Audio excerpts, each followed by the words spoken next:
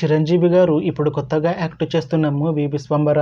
అయితే చిరంజీవి గారు ఈ విశ్వంబర మూవీకి ముందు లాస్ట్ యాక్ట్ చేసిన మూవీ బోలాశంకర్. అయితే బోలాశంకర్ మూవీ రిలీజ్ అయ్యి 2 ఇయర్స్ అయిపోయింది. అయితే చిరంజీవి గారు బోలాశంకర్ మూవీ రిలీజ్ తర్వాత 2 ఇయర్స్ టైం గ్యాప్ తీసుకొని ఇప్పుడు మళ్ళీ ఈ విశ్వంబర మూవీలో యాక్ట్ చేస్తున్నారు చిరంజీవి గారు.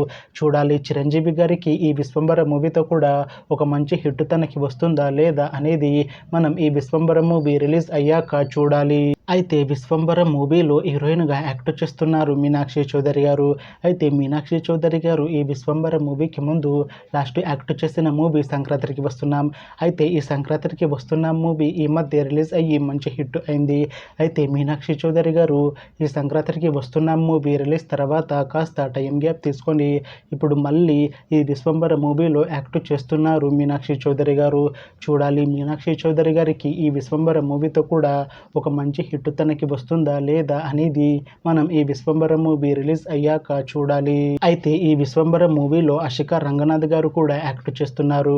అయితే అషికా రంగనాథ్ గారు ఈ విశ్వంబర మూవీకి ముందు లాస్ట్ యాక్ట్ చేసిన మూవీ నాసామిరంగ.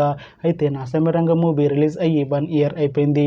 అయితే అషికా రంగనాథ్ గారు 1 ఇయర్ టైం గ్యాప్ తీసుకొని ఇప్పుడు మళ్ళీ ఈ విశ్వంబర మూవీలో యాక్ట్ చేస్తున్నారు అషికా రంగనాథ్ గారు.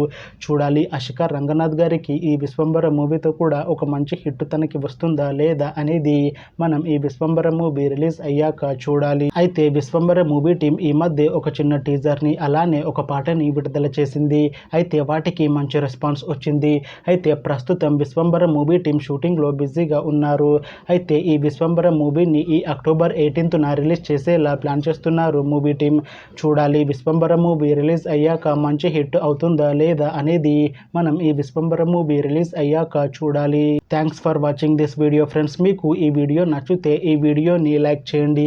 ఇంకా ఇలాంటి మూవీ అప్డేట్స్ కోసం ఈ ఛానల్ని సబ్స్క్రైబ్ చేసుకోండి.